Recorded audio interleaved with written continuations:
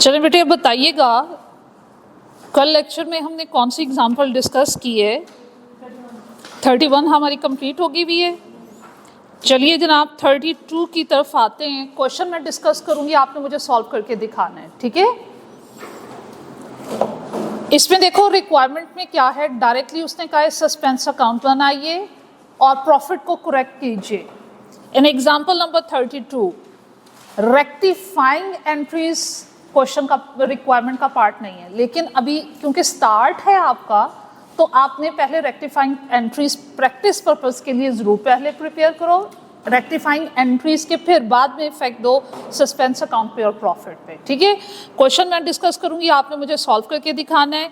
आइए क्वेश्चन में क्या है उसको डिटेल में पढ़ते हैं। Trial balance of moon mart did not agree as at 31 December 2021। Trial balance बेटा एग्री नहीं है, इसलिए जितने का डिफरेंस होगा वो सस्पेंस अकाउंट में ट्रांसफर करेंगे। And the shortage of 215,000 on the debit side. Trial balance की अगर डेबिट साइड शॉर्ट है तो सस्पेंस अकाउंट के ओपनिंग बैलेंस का बिहेवियर भी डेबिट होगा और उसे डेबिट साइड पे ही लिखेंगे। Financial statements prepared from the trial balance showed net profit of 1,431,000। ये रॉन्ग प्रॉफिट है बेटे, इसको भी हमें करेक्ट करना है। एरर्स क्या हुए उनके बारे में वो हमें गाइडलाइन दे रहा है, कहता है a return outward of ₹18,000 was posted। Return outward किसे कहते थे? Purchase return. और परचेज रिटर्न का बेटे बिहेवियर क्या होता है? क्रेडिट। तो परचेज रिटर्न की एंट्री थी 18,000 की, परचेज रिटर्न को क्रेडिट होना चाहिए था but was posted to the debit of returns inward. Sales return को डेबिट कर दिया जबकि सेल्स रिटर्न की ये एंट्री थी ही नहीं। करेक्ट अकाउंट टाइटल को अकाउंट फॉर होना चाहिए था, वो अकाउंट फॉर हुआ नहीं और रॉन्ग अकाउंट टाइटल इन्वॉल्व हो गया। ऐसे एरर्स हमने पहले भी डिस्कस किए। तो क्या करोगे आपका, पहले तो जो रॉन्ग अकाउंट टाइटल है बेटे उसके इफेक्ट को कैंसिल करो। आपके जो रिटर्न्स इनवर्ड है वो गलती से डेबिट हो गए, क्रेडिट करोगे। परचेज रिटर्न को क्या होना चाहिए? क्रेडिट। परचेजेस डेबिट होती हैं, परचेज रिटर्न्स क्रेडिट, दोनों क्रेडिट हो जाएंगी और सस्पेंस अकाउंट डेबिट। अब अभी लिखना नहीं है, सिर्फ समझना है, बाद में मुझे सॉल्व करके दिखाइएगा। अब डेबिट साइड का इफेक्ट तो सस्पेंस में चला जाएगा। आप परचेज रिटर्न और सेल्स रिटर्न्स को क्रेडिट कर रहे हो, क्या ये प्रॉफिट को इफेक्ट करेंगी? यस। और ये दोनों क्योंकि क्रेडिट हो रही हैं इसलिए प्रॉफिट को बढ़ा देंगी। आपने रॉन्ग प्रॉफिट में इसको क्या करना है? ऐड कर देना है। फिर उसके बाद सेकंड एरर की तरफ जाने से पहले एक चीज़ तो हम भूल गए बेटे, नेक्स्ट पेज पे आइए। एडिशनल इंफॉर्मेशन बड़ी ज़रूरी है। After passing all the adjustments, the remaining amount of suspense account is to be considered as loss from embezzlement। Suspense account का कोई क्लोजिंग बैलेंस नहीं होना चाहिए, लेकिन यहाँ पे ये स्टेटमेंट हमें बता रही है कि सस्पेंस अकाउंट का बैलेंस एग्जिस्ट कर रहा है, कुछ ऐसा लॉस हो गया हुआ है जो हमें कंफर्म नहीं है और वो आइडेंटिफाई नहीं हो रहा। इसलिए उसने कहा है कि सस्पेंस अकाउंट में जितना क्लोजिंग बैलेंस बच जाएगा आपने उसको लॉस कंसिडर करना है, और लॉस कंसिडर अगर करना है तो आप क्या करोगे? उसे रॉन्ग प्रॉफिट में से माइनस कर दोगे। क्या ये बात अंडरस्टैंड किए? फिर उसके बाद MM uses periodic inventory method. बेटे पीरियोडिक और परपेचुअल सिस्टम में चीज़ों को, इन्वेंट्री को, परचेजेस को और सेल को रिकॉर्ड करने का तरीकाकार मुख्तलिफ होता है। तो इसलिए उसने आपको गाइड किया कि पीरियोडिक सिस्टम को एज्यूम करके चलिएगा। और इसके अलावा क्या है, कंट्रोल अकाउंट्स मेंटेन नहीं हो रहे। इसका मतलब है कि हम डेटर्स और क्रेडिटर्स के इंडिविजुअल अकाउंट मेंटेन करें और इंडिविजुअल अकाउंट में टोटल की मिस्टेक कैरी फॉरवर्ड नहीं होगी। इक्विपमेंट्स आपके पास कहीं आएंगे, उनको हम डेप्रिशिएट करते हैं 15% से और मेथड यूज करते हैं रिड्यूसिंग बैलेंस मेथड। बेटे ये क्यों दिया गया? हम कल के लेक्चर में एक बात सीख कर आए हैं और वो क्या है कि नॉन करंट एसेट के अकाउंट में जब भी मिस्टेक होगी नॉन करंट एसेट के अकाउंट में जब भी मिस्टेक होगी तो डेफिनेटली उससे डेप्रिसिएशन भी इफेक्ट होगा।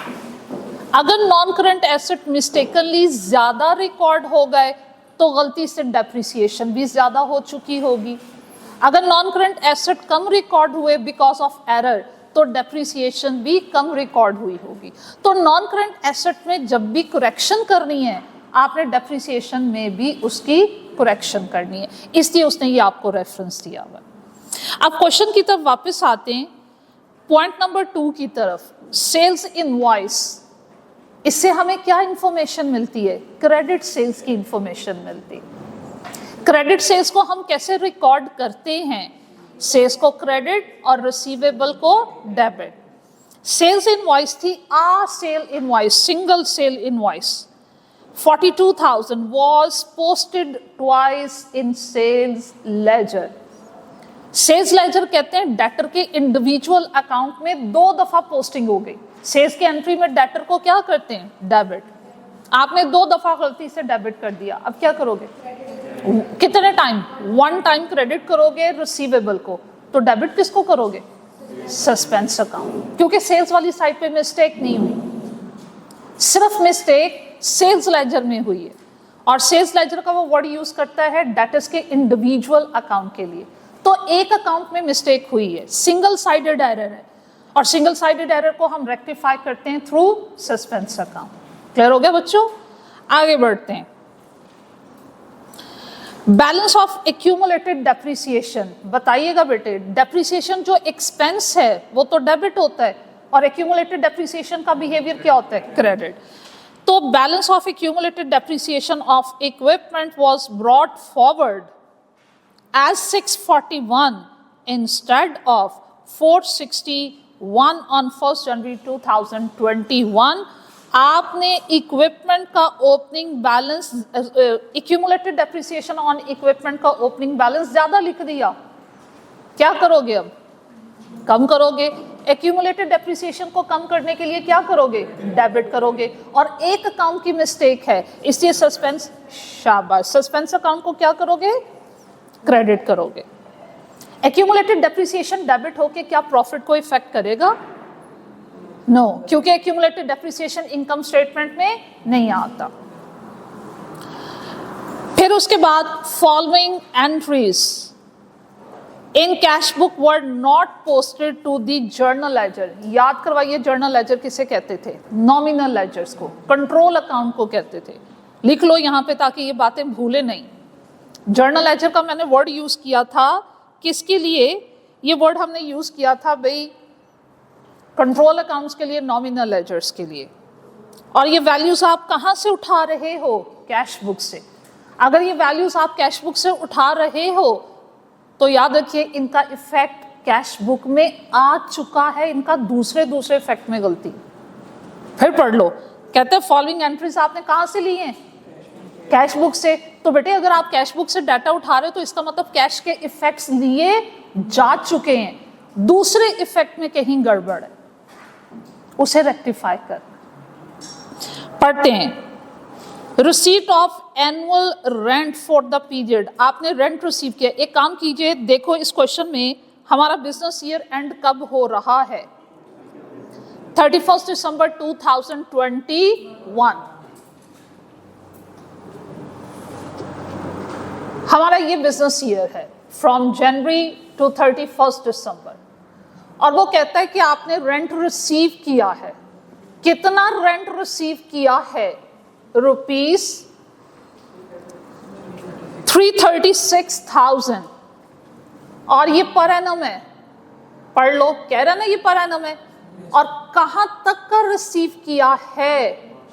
अप टू 31 मार्च 2021, ये पूरे साल का है। और रेंट का साल खत्म हो रहा है 31 मार्च 2021 को खत्म हो रहा है। तो बेटा जी स्टार्ट कब से हुआ होगा? 1 अप्रैल 2000, सॉरी ये 22 है, फिर चेक कर लो, 31 मार्च 2022 तक का है। अब ये देखो 31 मार्च से पहले यहां क्या आया? अब आईटीए में क्या सीख कर आए हो? जो वैल्यूज करंट ईयर से रिलेट कर रही होती हैं वो एक्सपेंस या इनकम होती है, और जो नेक्स्ट ईयर से रिलेट कर रही होती हैं वो एडवांस एक्सपेंस या एडवांस रेवेन्यूज होते हैं। चाहे कैश बेस, क्या कैश सिस्टम ऑफ अकाउंटिंग तो कहीं यूज ही नहीं होती, हम हमेशा एक्रूअल सिस्टम ऑफ अकाउंटिंग को यूज करते हैं। ठीक है, अब ये देखो समझिएगा, मेरा बिजनेस ईयर 31 दिसंबर को एंड हो गया, लेकिन जो मैंने 3,36,000 रिसीव किया है 12 महीनों के लिए रिसीव किया है, क्योंकि उसने एनुअल लिखा हुआ था। कौन से 12 महीने जिसका एंड हो रहा है 31 मार्च 2022, लेकिन उससे 3 महीने पहले ही मेरा बिजनेस ईयर वाइंड अप हो गया। इसका मतलब है इन 12 में से 9 मंथ्स की अमाउंट रिलेट कर रही है फॉर 2021 और 3 मंथ्स की अमाउंट रिलेट कर रही है फॉर 2022। तो जो करंट ईयर से रिलेट करे ये आपकी क्या है, इनकम, और जो नेक्स्ट ईयर से बेटे रिलेट करे वो क्या होती है, एडवांस। अब इसकी रिकॉर्डिंग कैसे होनी चाहिए थी, इसको कैसे रिकॉर्ड होना चाहिए था? इनकम को क्या करते हैं, क्रेडिट। रेंट इनकम क्रेडिट होनी चाहिए थी। 9 मंथ्स की वैल्यू निकालो, 336 डिवाइडेड बाय 12 इंटू 9, 252, और 3 मंथ्स की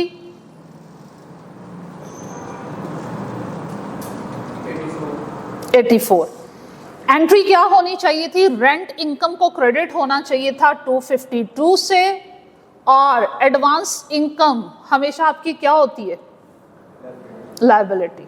कौन सी, करंट लायबिलिटी। इसलिए एडवांस रेंट को क्रेडिट होना चाहिए था 84 से, और डेबिट किसको होना चाहिए, कैश अकाउंट को, कितने से, 336।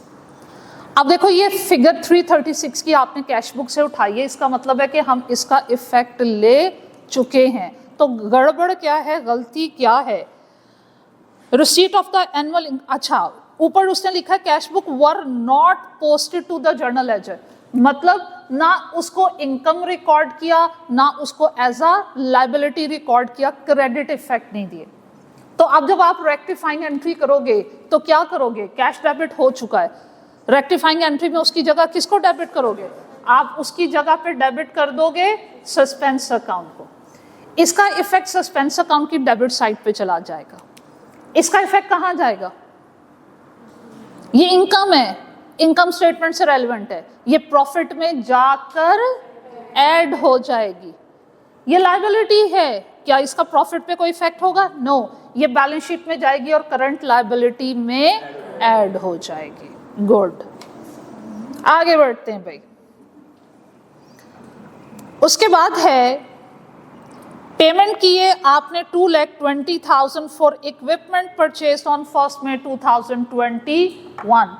आपने पेमेंट की, एंट्री क्या होनी चाहिए, इक्विपमेंट खरीदा है, एंट्री क्या होनी चाहिए थी, इक्विपमेंट डेबिट और कैश क्रेडिट। तो बेटे आपने कैश बुक से फिगर उठाई है, इसका मतलब है कैश बुक में इफेक्ट आ चुका है, कैश क्रेडिट हो चुका, हम इक्विपमेंट डेबिट नहीं कर सके थे, अब क्या करेंगे, इक्विपमेंट डेबिट और सस्पेंस क्रेडिट। अब इसको एक और पॉइंट के साथ कोरिलेट करना है, शाबाश। अगर इक्विपमेंट रिकॉर्ड नहीं हुआ तो वो डेफिनेटली डेप्रिशिएट भी नहीं हुआ होगा, तो अब आप उसे डेप्रिशिएट करोगे। क्या मंथ्स यहाँ अकाउंट फॉर हो सकते हैं, यस, क्योंकि डेट ऑफ परचेज गिवन है, दैट्स व्हाई मंथली बेसिस पे डेप्रिसिएशन का एक्सपेंस आप कैलकुलेट करोगे, और वो कितने मंथ्स बनेंगे, ओके, आपने उसमें मेरे को इंक्लूड करना है। आगे चलिए बेटे, कैश परचेजेस की एंट्री क्या होनी चाहिए, परचेजेस टू कैश। तो कैश का इफेक्ट लिया जा चुका, परचेजेस का इफेक्ट नहीं लिया था, क्या करोगे, परचेजेस डेबिट और सस्पेंस क्रेडिट। परचेजेस किसको इफेक्ट करेंगी, प्रॉफिट, इनकम स्टेटमेंट एलिमेंट है, वो प्रॉफिट में ऐड होंगी या माइनस, क्योंकि डेबिट हो रही हैं इसलिए क्या करोगे, माइनस। चलें अब मुझे ये जरा क्वेश्चन सॉल्व करके दिखाइए, ठीक है, स्टार्ट कीजिए। और वो याद रहे, क्वेश्चन ने कह दिया है कि सस्पेंस अकाउंट का क्लोजिंग बैलेंस स्टैंड कर रहा है और कहाँ गड़बड़ हुई वी डोंट नो, तो इसलिए उसने कहा वो जो लॉस है उसका क्या करें, उसे इनकम स्टेटमेंट में एम्बेसडमेंट लॉस बना दें। अलीजा बेटे हैव अ पॉज प्लीज। अच्छा बेटे, नेक्स्ट क्वेश्चन की तरफ मूव ऑन करने से पहले सुनिएगा, लास्ट पॉइंट क्या रह गया जो हम इस चैप्टर के लिए सीखेंगे, वो बहुत इजी है। Do you know the difference between GP and net profit? Gross profit और net profit. Gross profit is equal to sales minus CGS. Gross profit आता है, फिर हम ग्रॉस प्रॉफिट में अदर इनकम ऐड करते हैं और ऑपरेटिंग एक्सपेंसेस माइनस करते हैं, तो हमारे पास ऑपरेटिंग प्रॉफिट आता है। ये याद है? अच्छा, अब तक हमने बेटे जितनी प्रैक्टिस की है वो डायरेक्टली आपसे इफेक्ट पूछता है ऑन नेट प्रॉफिट, लेकिन ऑनवर्ड क्वेश्चन में क्या करेगा, उसने ग्रॉस प्रॉफिट पे इफेक्ट्स अलग पूछने और नेट प्रॉफिट पे इफेक्ट्स को अलग एग्जामिन करना। तो बहुत इजी है, सिर्फ सुनिए छोटी सी बात, आप वो क्वेश्चन भी इजीली अटेम्प्ट कर पाओगे। वो जितने भी पॉइंट्स इनकम स्टेटमेंट में ग्रॉस प्रॉफिट से पहले आते हैं, जो सेल्स के सेक्शन में आएंगे या जो सीजीएस के सेक्शन में आएंगे, अगर एरर उनसे रिलेट कर रहा हुआ तो वो ग्रॉस प्रॉफिट को इफेक्ट करेगा। Mistake is related with sales return, discount allowed, opening stock, closing stock, purchases, purchase return, discount received, carriage inward, ये सारे पॉइंट्स आते हैं ग्रॉस प्रॉफिट से पहले।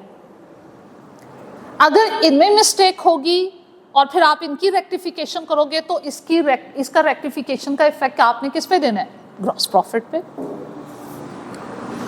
और जब ग्रॉस प्रॉफिट की फिगर रॉन्ग होती है तो अंडरस्टूड बात है कि नेट प्रॉफिट भी रॉन्ग है। जितनी मिस्टेक जीपी में है उतनी ही मिस्टेक आगे नेट प्रॉफिट में कैरी फॉरवर्ड हो जाती है। इसलिए ऐसे तमाम एरर्स जो उन पॉइंट्स से रिलेट कर रहे हैं, जो पॉइंट्स जीपी से पहले आते हैं, उनका रेक्टिफिकेशन का इफेक्ट जीपी पे भी दोगे और नेट प्रॉफिट पे भी दोगे। लेकिन वो तमाम पॉइंट्स जो आफ्टर जीपी आते हैं, other income and operating expenses, उनकी रेक्टिफिकेशन का इफेक्ट सिर्फ और सिर्फ किस पे होगा? नेट प्रॉफिट पे। उसका आपने रेक्टिफाइंग इफेक्ट देना, वो ग्रॉस प्रॉफिट को इफेक्ट नहीं करेगा। ठीक है, तो अब नेक्स्ट हम एग्जाम्पल जो डिस्कस करने जा रहे हैं उसमें यही है, ना सिर्फ आपको करेक्ट नेट प्रॉफिट की अमाउंट फाइंड आउट करनी है, आपको करेक्ट ग्रॉस प्रॉफिट भी फाइंड आउट करना है।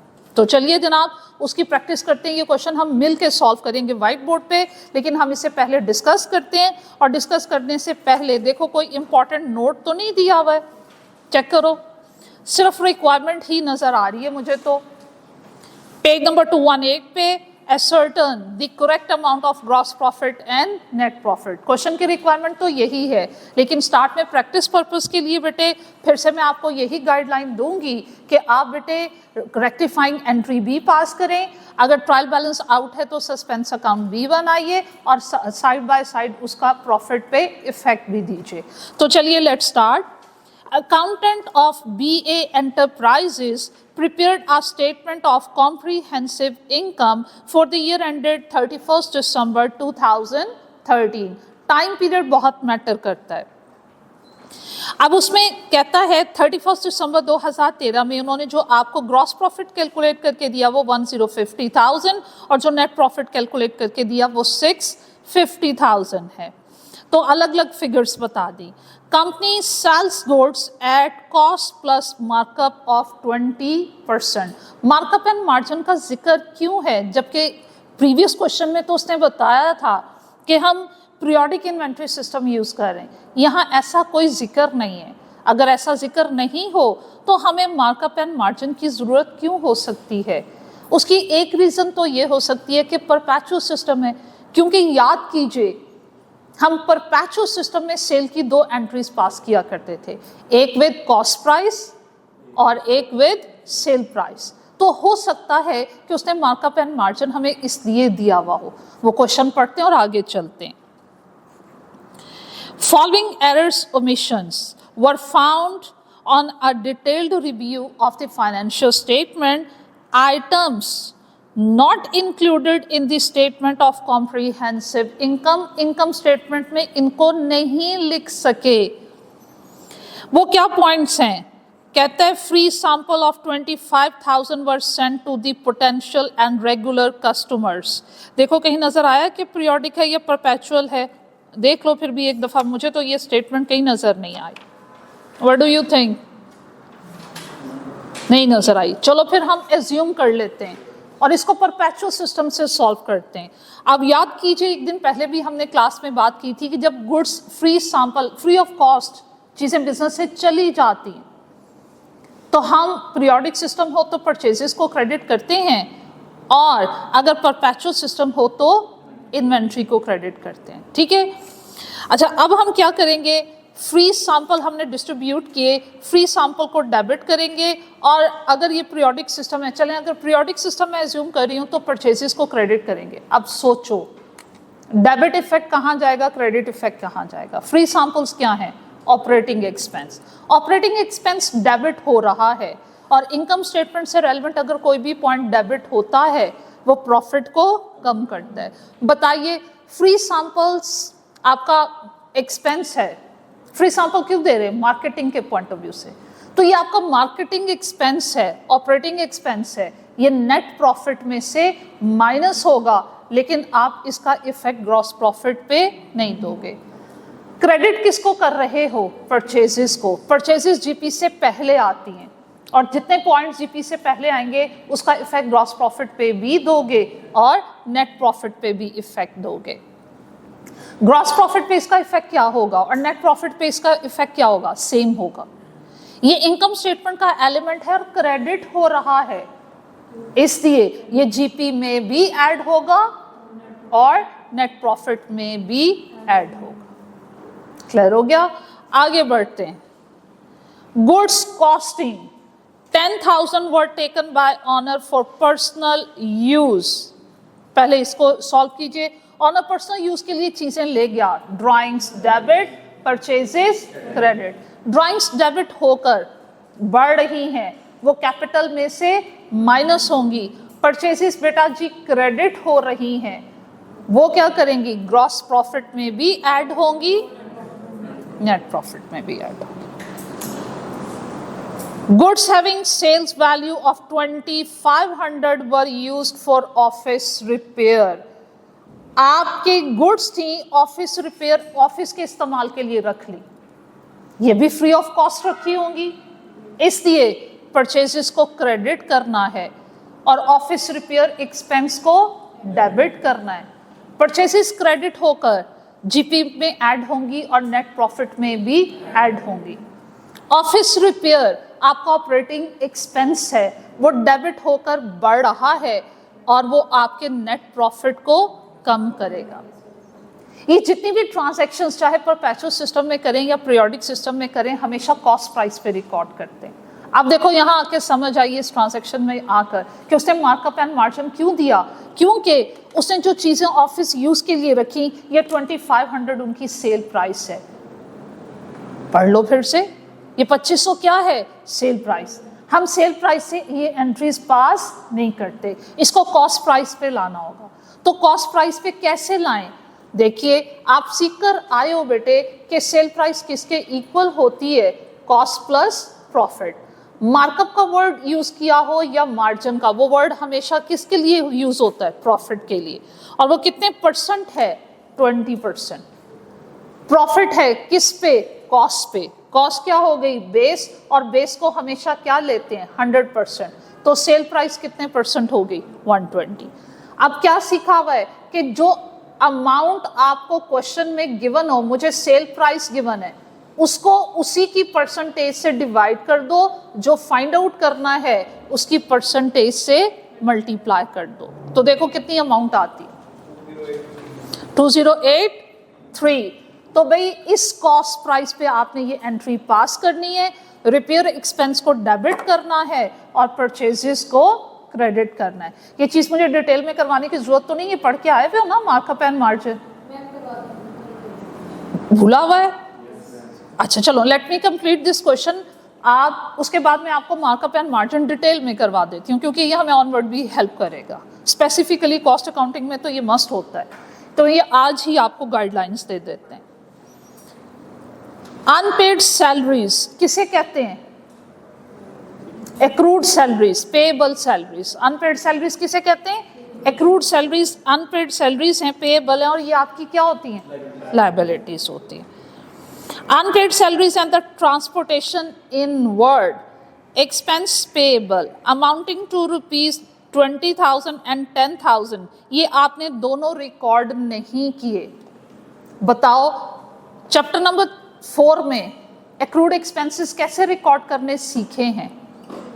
एक्सपेंस को बाय नेम डेबिट करते हैं और पेएबल को क्रेडिट करते हैं, क्योंकि एक्रूड एक्सपेंस आपकी लायबिलिटी है, इसलिए उसको आपने क्रेडिट करना है, और जिस एक्सपेंस की ये लायबिलिटी है उस एक्सपेंस को क्या करना है? डेबिट। मतलब एक्रूड सैलरी की एंट्री क्या होगी? सैलरी एक्सपेंस 20,000 से डेबिट और एक्रूड सैलरी 20,000 से क्रेडिट। इफेक्ट बताओ, क्या सैलरीज जीपी को इफेक्ट करेंगी? नो, ये तो ऑपरेटिंग एक्सपेंस है। नेट प्रॉफिट को, और ये डेबिट हो रही हैं, प्लस या माइनस? माइनस। क्रेडिट किसको कर रहे हो? Accrued salaries. क्या वो इनकम स्टेटमेंट एलिमेंट है? नो, ये क्रेडिट हो रही है, ये लायबिलिटी, और लायबिलिटी क्रेडिट होकर बढ़ती है, करंट लायबिलिटीज में जाकर ऐड कर दोगे। इसी तरह कैरेज इन वर्ड डेबिट और उसका पेएबल क्रेडिट। अब कैरेज इन वर्ड कहाँ आता है? ग्रॉस प्रॉफिट से पहले हम इसे परचेजेस में ऐड करते हैं, और ये आपकी रेक्टिफाइंग एंट्री में डेबिट हो रहा है, ये ग्रॉस प्रॉफिट को क्या करेगा? कम करेगा। जीपी में से बी माइनस, नेट प्रॉफिट में से बी माइनस। आगे बढ़ते हैं। Old furniture items were sold for 3,000 and entered in the sales day book. पहले तो गलती ढूंढो। फर्नीचर बेचा था, ये सेल्स डे बुक में क्या करने गया? सेल्स डे बुक में जो गुड्स आपने सेल किए वो रिकॉर्ड होती हैं। नॉन करंट एसेट को आपने सेल किया वो रिकॉर्ड नहीं होती। आपने नॉन करंट एसेट बेचा था, नॉन करंट एसेट को क्रेडिट होना चाहिए था, लेकिन आपने क्या किया? सेल्स को क्रेडिट कर दिया। अब क्या करें? सेल्स को डेबिट करोगे, और जब सेल्स को डेबिट करोगे ये जीपी में से बी माइनस और नेट प्रॉफिट में से बी माइनस। नॉन करंट एसेट जब सेल होता है, कल हम disposal of non current asset सीख कर आए, याद कीजिए। उसमें क्या सीख कर आए हो? नॉन करंट एसेट आपके पास से जा रहा है, क्रेडिट कीजिए। कौन सी वैल्यू से? कॉस्ट प्राइस पे। पैसे आ रहे हैं, कैश को डेबिट कीजिए। कुछ और भी सीखा था, उसकी एक्यूमुलेटेड डेप्रिसिएशन को, हाँ, कैश को सेल प्राइस से, उसकी एक्यूमुलेटेड डेप्रिसिएशन को कैंसिल करने के लिए उसे भी डेबिट कीजिए, और फिर उस पे जो आपने प्रॉफिट लॉस ऑलरेडी कैलकुलेट कर लिया होगा, अगर प्रॉफिट हुआ तो वो क्रेडिट और लॉस हुआ तो debit. Profit loss on disposal calculate करना कैसे सीखा? बुक वैल्यू कैरिंग अमाउंट का कंपैरिजन किसके साथ कीजिए? सेल प्राइस के साथ। अब वैल्यूज को ढूंढते हैं। एक आइटम 3,000 में आपने बेचा, उसकी बुक वैल्यू कितनी थी? 2,000। प्रॉफिट हुआ 1,000 का। प्रॉफिट को क्या करोगे? क्रेडिट। अब प्रॉफिट जीपी और एनपी में से किसको इफेक्ट करेगा? ये अदर इनकम है। Profit on disposal other income है, ये ग्रॉस प्रॉफिट के बाद आता है। ये क्रेडिट होकर नेट प्रॉफिट में ऐड हो जाएगा। जबरदस्त। आगे बढ़ते हैं भाई।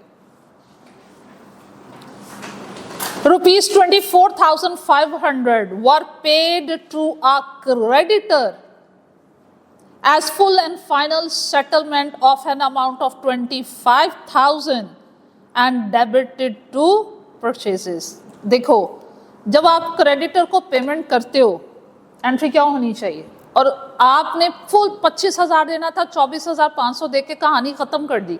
इसका मतलब है कि हमने उनसे 500 का डिस्काउंट ले लिया। एंट्री क्या होनी चाहिए थी?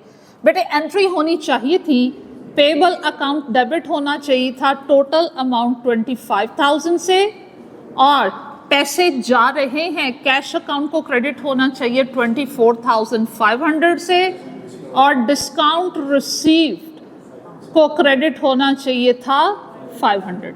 अदरवाइज न्यू मेथड क्या पढ़ के आए हो, डिस्काउंट रिसीव ने अल्टीमेटली जाके परचेसेस में से माइनस होना है, तो या डिस्काउंट रिसीव को क्रेडिट होना चाहिए था या फिर किसको क्रेडिट होना चाहिए था, परचेसेस को।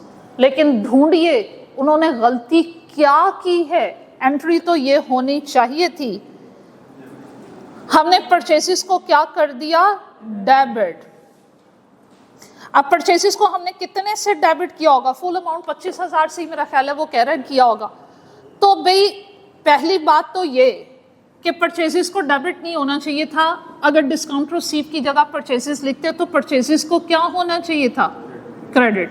तो वो हम नहीं कर सके, अब क्या करेंगे, क्रेडिट करेंगे। कितने से क्रेडिट करोगे बेटे, जितने से डेबिट किया वो एक दफा कंफर्म करो, क्योंकि स्टेटमेंट क्लियरली हमें मेंशन नहीं कर रही कि परचेसेस को हमने कितने से डेबिट किया है। 24,500 were paid to a creditor as a full and final settlement of 25,000 and debited to the purchases account। तो 24,500 जो है वो डेबिट हुआ है, इसलिए आप क्या करोगे, 24,500 से क्रेडिट भी करोगे ताकि वो रॉन्ग डेबिट का इफेक्ट कैंसिल हो जाए, और उसके अलावा उसे जितनी अमाउंट से क्रेडिट होना चाहिए उतनी अमाउंट से भी क्रेडिट करोगे। और अगर उसमें क्रेडिट नहीं करना, आप इस तरह लिख लो, इफेक्ट दोनों के सेम होंगे। ऐसे ज्यादा अच्छे से समझ आ रहा है। परचेसेस को इसमें इन्वॉल्व ही नहीं होना चाहिए था, परचेसेस गलती से डेबिट हो गई, वो जितनी गलती से डेबिट हुई मैंने उतना ही उसको क्रेडिट करके उसके इफेक्ट को कैंसिल कर दिया। डिस्काउंट रिसीव हम रिकॉर्ड नहीं किए, उसको होना चाहिए था रिकॉर्ड, तो मैंने क्रेडिट करके रिकॉर्ड कर दिया। क्लियर हो गया। डेबिट किसको करें, पेबल अकाउंट। अगर इधर भी मिस्टेक हुई है और अगर सिंगल साइडेड मिस्टेक है तो क्या करेंगे, सस्पेंस अकाउंट को डेबिट। कितने से, 25,000। प्रॉफिट लॉस पे इफेक्ट बताओ, परचेसेस क्रेडिट हो रही हैं, ग्रॉस प्रॉफिट में ऐड होंगी और नेट प्रॉफिट में भी ऐड होंगी। 500 का इफेक्ट बताओ, ये भी क्योंकि ग्रॉस प्रॉफिट से पहले आता है और क्रेडिट हो रहा है, ये भी जीपी में भी ऐड होगा, नेट प्रॉफिट में भी ऐड होगा। सेल्स डे बुक ओवरकास्ट हो गई, सेल्स को ज्यादा रिकॉर्ड कर लिया। कैसे ज्यादा रिकॉर्ड किया होगा, क्रेडिट करके। अब क्या करोगे, सेल्स को डेबिट कर दोगे, क्रेडिट किसको करें, ये तो डिपेंड कि हम इंडिविजुअल अकाउंट मेंटेन करें या कंट्रोल।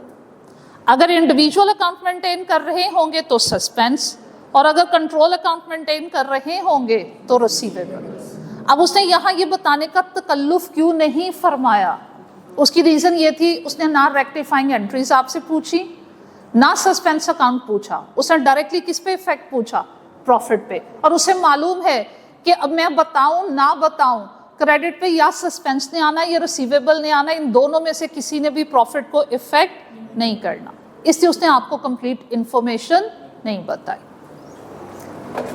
आगे बढ़ते हैं। An amount of ₹67,000 was carried forward in the purchase day book as 6,700। आपने परचेसेस कम रिकॉर्ड की, क्या करें, परचेसेस को ज्यादा करें। कैसे, डेबिट या क्रेडिट, डेबिट। कितने से, उन दोनों की अमाउंट का जो डिफरेंस है। तो बेटे जब परचेसेस डेबिट होंगी वो किस किस को इफेक्ट करेंगी, ग्रॉस प्रॉफिट में से भी माइनस और नेट प्रॉफिट में से भी माइनस। क्या ये आपको पॉइंट क्लियर हुआ, ठीक है। अच्छा, अब क्योंकि टाइम शॉर्ट है मैं जल्दी से मार्कअप मार्जिन बता देती हूँ, ये आपको होम असाइनमेंट में मैं क्वेश्चन दे रही हूँ, ठीक है। Let me check another question if you can solve. जी बेटे, उसे डेबिट किया था ना, तो उसके इफेक्ट को कैंसिल करने के लिए क्रेडिट किया।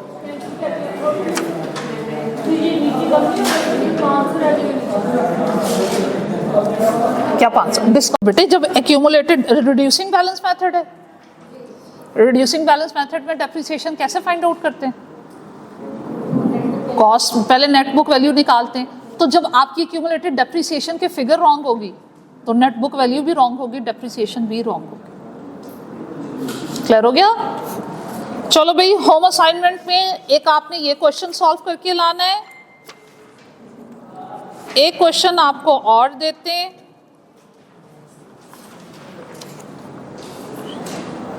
एग्जाम्पल नंबर 36, ठीक है? एग्जाम्पल नंबर बेटा जी 36, कल ये चैप्टर इंशाल्लाह वाइंड अप करेंगे।